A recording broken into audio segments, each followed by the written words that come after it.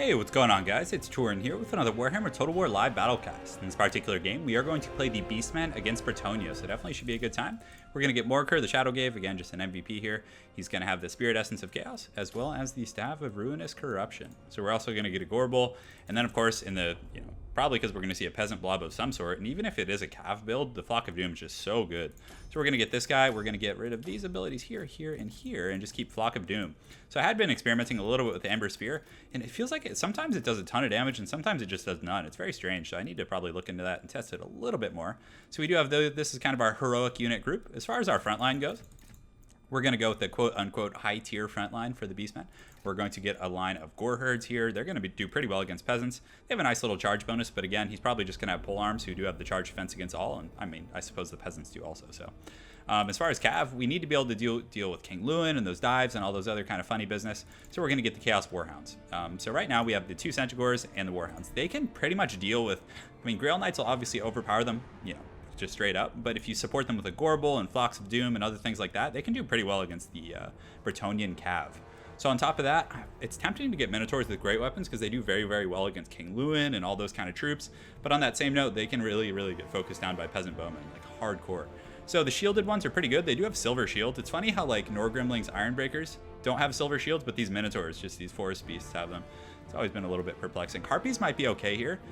Depends. It's very tricky. You can definitely like take the focus off like your heroic units from getting dove with the Harpies, but still, it's a bit of a liability. But they're very good at like diving Peasant Bowmen. So let's actually maybe just get two groups and see how that goes. And then on top of that, I think we probably could just get away with a few more infantry here and just kind of pad them up with some chevrons and things like that. And that should be enough. Although I am tempted to get like a third one of these, but. The problem with like over-investing in cavalry is if he does decide to just go with a, the peasant ball, these guys are much harder to use, and usually they'll just be on like guard duty, which is kind of unfortunate. But still, worst case scenario, the Harpies are going to be pretty good for just chasing down, routing units. And if he, does chase after me with King Lewin or a Paladin or anything like that, I can just fly the Harpies away from the battle, and then hey, that unit's not fighting in the main battle. So we'll see how it goes. Might be a little micro-intensive, but this is a really good map for Bretonnia, Glacial Lake. Definitely makes me think I probably should have picked a few different units, but essentially Bretonnia can just like hole up in one of those kind of crevices near the glacial chasm. They can park right here, then you have to march right down the pipe, or you have to go around, and the whole time you're just taking like massive Peasant Bowman fire. But thankfully with this particular build, I can retaliate because I do have the double Winds of Magic here with the two Ray Shamans. So that's going to be pretty good. So let's go ahead and get homeboys lined up. We'll just do a big kind of wall. I'm hoping he deploys front and center. So we're going to deploy a little further back just so we have more time for our Winds of Magic. We're just going to do a straight up mouth breather front line here. We're just going to put these guys just like that. And all right, so then we got number 2 here. We got number 3 here. And probably we'll split these into 3 and 4 eventually, depending on what he decides to do. So we'll do this, and let's go ahead and start battle. So yeah, he's playing a Peasant Blob probably, so that's good news for me because that means I can just spam Flock of Doom and just probably be able to pull out a win. It's hard to say though. I mean, again, if he gets really good focus fire with his Peasant Bowman, he's very aggressive with King Lewin on diving my Bray Shamans, things like that, or taking out my Harpies. And also the Peasant Blob does mitigate a lot of the risks that come with fighting against Centaurs because it's going to be, if he keeps like a solid back line, if even just low tier Peasant Spears that cost 300 can fend off Centaurs really well. So again, with their anti-large and these guys being so squishy, they can do pretty well. And the charge resist, of course, is very, very crucial there. But Morker is pretty scary against this build. One thing is, this is, a minute 35 before I can use this. So again, it's a little later in the battle, but being able to summon it among the Peasant Bowmen is very, very big. It's devastating. And I believe they do cause fear or terror. So again, they're pretty good at routing off the Bretonnian infantry. But we'll see how it goes for me. But also on that same coin, Bretonnian infantry slay Chaos Spawn really, really well. Because they do have anti-large and the Chaos Spawn only have 15 armor. So, it's all give and take, guys. Let's go ahead and see how this goes.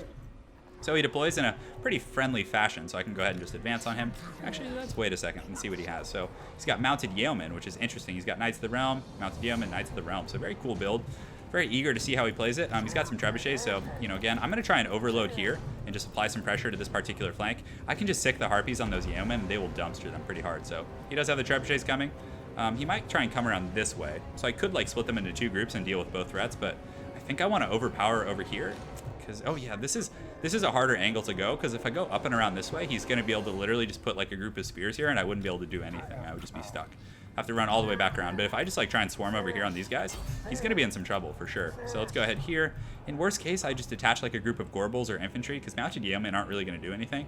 So the Knights of the Realm are essentially what I just have to worry about. So let's continue to advance. We're getting a little closer to that stave of Ruinous Corruption, which is good. So we're just going to try and get over here and force him into conflict here. These Harpies are going to be pretty good. He is pulling King Lewin, and let's see what else. A Damsel? Is that Damsel flying? Oh, I thought that Damsel was flying for a second. It's kind of tripping out there a little bit. So we're going to pull this guy here, and let's go ahead and just engage our front line so we don't have to worry about it. So we'll go here, and all right, so we'll go here as well, And then these guys we can actually just pull over there. And as far as our heroic units go, we don't want to use our Flock of Doom until like we're able to. Actually, Gorbel might be able to just solo those guys, to be honest, so maybe we'll just do that. So we're going to get Morker in here as well, and we'll get our Shamans, just park them right here. And then these groups we want to just pull around the back. So you can see he's forming a shield wall, which I'm totally fine with. I mean, I'll play this game all day because I will win the infantry battle, I think, with the double Flocks of Doom. So, you know, I'm just going to park here, get these Harpies going. I don't know why I ran them so far. So let's actually just pull the Harpies back, have them defend the back line as well, and let's do it, guys. So we're engaging in the front line. We're going to get our spears going soon. Once he gets a bit more of a blob, we might be able to do what we're looking to do. So let's just park these guys here. We'll get these guys in here, distract those spears, and we'll come here. And Gorbel, we need to get you around the side, brother.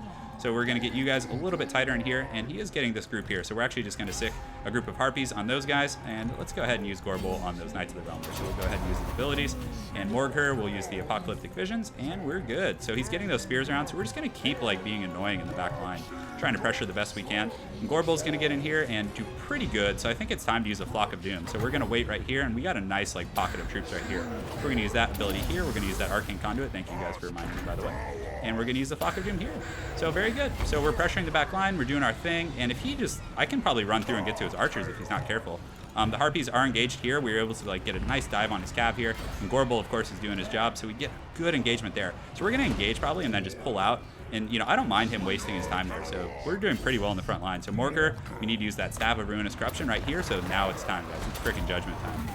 So King Lewin gets in here. These units, we do need to get a little bit of a surround, so let's get these Brave Shamans in there as well. These Chaos Spawn are in here in the back line, and he does get a nice little lightning strike, so we need to pull out right now. Just kind of waste his unit's time back there, and these guys are doing pretty good, the Harpies, but we want to get them back onto the important targets. Let's actually have them all come help against King Lewin right now, because we have a nice surround on him. And you see he's probably focusing a lot of his efforts back here, so let's actually just pull them in here, see if we can sneak through there. That would be really nice. So it's time to use another Flock of Doom. We're going to use it on one of his more concentrated infantry battles over here. And these guys, oh, it's Judgment time, bros. It's going down. So we're able to get a nice round on King Lewin, and we do want to check for this ability, see if there's anyone low enough. It doesn't look like there is at the moment. That's close. So we're able to get through to the back line and just run these guys down. And then as soon as that's going on, we'll just turn, and we get a nice charge, and let's turn on those mounted yeomen there. So King Lewin does get a nice little Terrify there, but Morker and the boys are doing a pretty darn good job, I'm not going to lie. So some of my Harpies are getting terrified. The Chaos Spawn are doing a great job. So let's actually just keep pushing them through and see if we can just keep pressuring. And do we have a Flock of Doom available? We do. So let's go ahead and use that right here, that nice Bretonnian blob. But unfortunately, my Lord's taking a beating, but he does have regeneration. And so let's try and get him out of here if we can, and just run him through my ranks. And we have another Flock of Doom, which is great. So let's go ahead and use that on this blob over here. Keep these Chaos on pressuring, and unfortunately, we can use the Vision, but there's no one quite low enough here. So hopefully we can get one of these guys like low enough here that we can really start to do our thing. So we want to pull these guys over. Let's just get them back to help. And it looks like he did rout off a lot of my troops there, but I do have some guys come back from rout. So let's see if we can get these guys. Let's fly them over to go after this Trebuchet. Actually, I've been ignoring that for a lot of this battle. So we're going to pull these guys in here, keep going. And how's Morgher doing? So do we have anything low enough? It looks like we do. That's excellent. That's going to be really game-changing. So we still have some time left on some of these. Let's go ahead and check and make sure. We do have Gorbel. Man, what happened to him? Oh, man, I just am failing horribly with him. But we'll get him back to the battlefield. No problem, guys. We get a nice little Chaos Spawn summon here. Some of these Harpies we're going to get through to shut down these guys, and a lot of his troops are routing off. So we do have another group of Harpies. Let's see where they are. So they're entwined in here, and Morgher is doing pretty good, especially with these Chaos Spawn coming in. So let's get this Brave Shaman here. Let's use a nice Flock of Doom over here to try and win this battle. And Gorbel, where are you at, bro? You've been slacking. Did he get like terrified off the battlefield, or did he overchase? I think it was one of the two. Maybe my opponent just put the moves on me. So I think we're doing pretty well in the front line here. So let's go ahead and focus our efforts on King Lewin. We'll pull these troops in. We do have these guys shutting down the Trebuchet there. But other than that, we're a little light on troops. But we do have this, and we should have our Staff of Ruinous Corruption up here soon. So Morker, he's regenerating like a boss. We do get the staff here. I think we do want to use. Do we want to use it here? Let's actually. Where do we want to use that? So we got. Looks like we got hit there. So we'll just use it right there. And do we have any? Yeah, it looks like a lot of my units are just getting chain terrified. So very, very well played. But unfortunately for my opponent, I still do have Gorbel. So Gorbel is the boss. He's going to come in here and just do his thing. So these units we should be able to get over here. So my guys should come back from Terror relatively shortly, which is going to be good. The Harpies were able to shut down that cannon, so let's use them to get those missile troops here. We still have this group fighting here, so let's have them go after these missile troops, or whatever those were. I think there were spears back there, but we just want to keep a lot of his routing stuff off the battlefield. And now that this guy's back, King Lewin is dead. So Gorbel definitely coming through in the 4th quarter. We do get our Cav back finally, so let's just use them to kind of overrun our opponent here. So we'll just charge these guys here. Bray Shaman is ready, so we're going to use a nice Flock of Doom right here. And honestly, I think that should be all it wrote for my opponent. Very well played. I mean, he might still have a chance. I'm not sure. Honestly, I think I just have too much. I mean, if you guys look at my infantry, I have a pretty substantial army left. And my Cav, you know, they did their thing, and you know, a lot of my units have been chain routing. But check out the Harpies. I mean, they're doing a great job. I mean, you can use them to really deal with the Bretonian kind of comeback effect, where they just keep coming back and harassing you. But you know, even still, you know, I forgot about Gorbel for a long time. If you guys, let me know what happened. I can't even recall. So what did I do with him initially? That's right. So I sent him after the Cav. So I sent him after Knights of the Realm, and then I think he chased them off the battlefield when they routed, which is fine. That's a pretty good situation for me. So, you know, at least he paid for himself in that way. But Morgard did well. The front line held up. Flocks of Doom were good. And you guys saw the Chaos Boys and Warhounds did pretty well. They did eventually get overrun, but they gave a lot of cushion, because then the Knights of the Realm and King Lewin were all having to deal with that stuff. And it was very, you know, probably frustrating to have to, you know, deal with that maneuverability. These Yeomen actually got 45 kills, so I think my opponent may have been using them to kind of clean up in the back line, but still Yeomen, you know, even with their low stats, will do okay against, you know, Centaurs, because Centaurs have pretty low armor and, you know, again, do mostly armor piercing. So as far as my opponent's troops go, the Peasants held up pretty well. I mean, I don't like the Trebuchet in this matchup, but Knights of the Realm, I wouldn't mind keeping those. Maybe cutting the Yeomen and getting a few more auxiliary troops would have been helpful, but again, very well played to my opponent, Risen Fall. I look forward to seeing you again on ladder, and I hope you guys enjoyed that Beastcast. Have an excellent night, and take care.